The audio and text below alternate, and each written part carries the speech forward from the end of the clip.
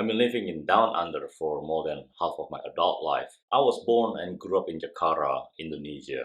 It's fair to say my first few years I experienced a bit of culture shock. Things that I find normal back home could be downright shocking in Australia. Just one quick example. I was shocked to learn that Australian KFC doesn't come with rice and sambal. In today's video, I'm going to share how living in Australia have changed my life perspective.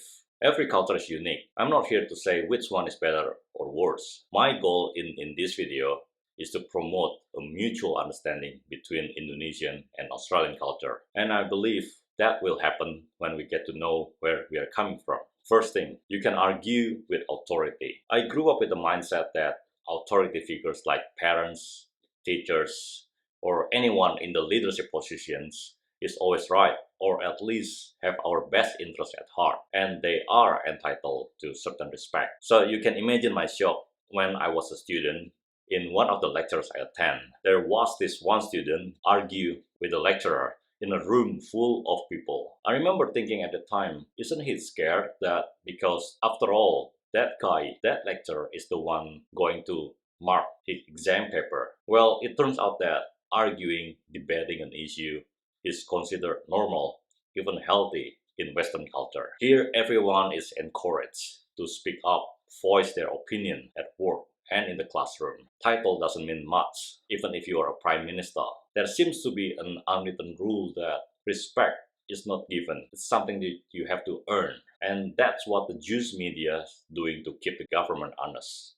If you're ever unsure, look to our Prime Minister for leadership on Australian values, such as value number 8, show no leadership, ever. Like leaving for Hawaii when the country's on fire, leaving it to state premiers to handle a pandemic, leaving it to Jenny to tell you to empathise with a rape survivor, and hiding under your desk instead of going outside to meet the thousands of women marching to demand an end to gendered violence and discrimination in Parliament House. But hey, look on the bright side. At least we didn't shoot those thousands of women marching on Parliament House, which of course is Australian value number 81. Australian values. While back home, it's presumed authority knows what they're doing, and we got to trust their judgment. We like to think that they act as our guardians. Yes, we still can criticize the authority, but we need to do it discreetly and politely. Lilin Nurchalimah, Indonesian law practitioner, captured the essence of Indonesian psyche beautifully in saying, when we criticize, we need to choose words that don't inflict wound on people's feeling. It needs to be done politely and wisely. We are diminishing the criticism itself, and that includes the public figures like president and vice president, because they are people too, obviously. Tata krama, manners, sopan santun, politeness are big things in Indonesia. As much as I want to see Jews media runs in Indonesia, I know it's not going to happen. Secondly, good life is subjective. People in developed countries like America, Australia, or Canada love to think that theirs is the best, and a lot of people fight to live and stay here. If you are one of those people, I have news for you. 90% of my Aussie permanent resident visa holders have gone back to Indonesia for good. Some were told to go back to run a family business. The rest are going back for the lifestyle reason. Let me explain the latter. Back home, we have a cheap, low-tax solution to get rid of our house chores. No need to buy expensive gadgets that still require do-it-yourself maintenance. All it takes is a voice command. If you ever live in Southeast Asia, you know what I'm talking about. I'm talking about maid, pembantu, or household assistant. Assistant rumah tangga, as we call them. For majority of my friends, that's the middle class privilege they can't live without. It only costs you around 200 Australian dollars per month in Jakarta for that service. In developed countries, you need to be extremely rich, marry a royalty, or be a bad man.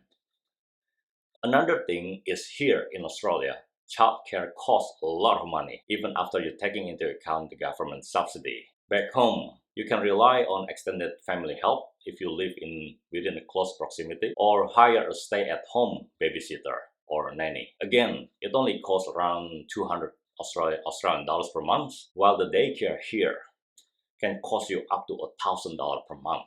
But on the flip side, owning an iPhone is pretty normal here. In fact, Apple takes up more than 50% of the market share according to Statistica. Back home, having an iPhone is considered a luxury. We even have an iPhone rental service for social events, or when we feel like flexing on social media. Every time my friends tease me I'm rich because I use an iPhone SE2, the phone that I used to shoot this video, I remind them that I don't have a royalty lifestyle like they do. Thirdly, atheists could be good people too. Growing up, I was led to believe that religion is the only source of moral values and truths, ultimate truths. Sure, we learn about science, fact and fictions, but even then, my physics teachers says that science will never be able to explain all the God's wonders. In my mind at that time, being religious is synonymous to being a good person. That mindset blew up to my face when I learned that some of my kindest and sincere friends in Australia are self-confessed atheists. Surprisingly, some of them are Indonesians. They just keep it to themselves to this day, and they still attend the religious service for the sake of family because they don't want to get a backlash. On the other hand, I have met some hypocrite religious people. They backstab you, they don't pay back your money, and they preach one thing but do another thing. Well, I'm pretty sure you have encountered that sort of people in your life too. I suspect that most Indonesians deep down know that religion doesn't necessarily make a good person, but they play along with it because that's the only game in town. I'm not saying that being an atheist or religious is good or bad. I'm just saying that that's how my perspective have changed after living in Australia. Thirdly, discriminatory practice is subjective. Every Australian might find it amusing when they look at some job ads in Indonesia. Just look at this example from Career.com, Indonesian job seeker website for finance officer role. Staff keuangan. You need to be a woman, 26 years old max, and not married. That's illegal in most part of the world. Now compare the similar job role in Australia from seek.com.au. They just ask what is required to do the job. No irrelevant personal attributes. It sounds discriminatory if you look at it from the Australian's perspective. But back home, people expect you to know your place, or tahu diri. Meaning, if you are a job seeker, you need to accept that it's 100% the boss' discretion. If you don't like it, then please make a room for someone else. So don't be surprised some job ad looks like a boss looking for a wife advertisement. So why employers want to know your age and marital status? Because it's cheaper to pay younger people for senior role. It's quite common to pressure people up to retirement if you become too expensive to keep. Second, companies don't want to waste their time and resources training you if they have a reasonable ground to suspect that you will have a baby soon. I'm using employment as example because that's the one that I find amusing. But small to medium-sized business owners I spoke to don't think it's a discrimination. As long as you don't hire based on the race and religion. Just like any other business, they just want to keep the cost down. That's a complete opposite compared to my experience in corporate Australia. They just want to know two things. First, do you speak English? It doesn't need to be perfect English. I sound phobia, but still, I can get a job.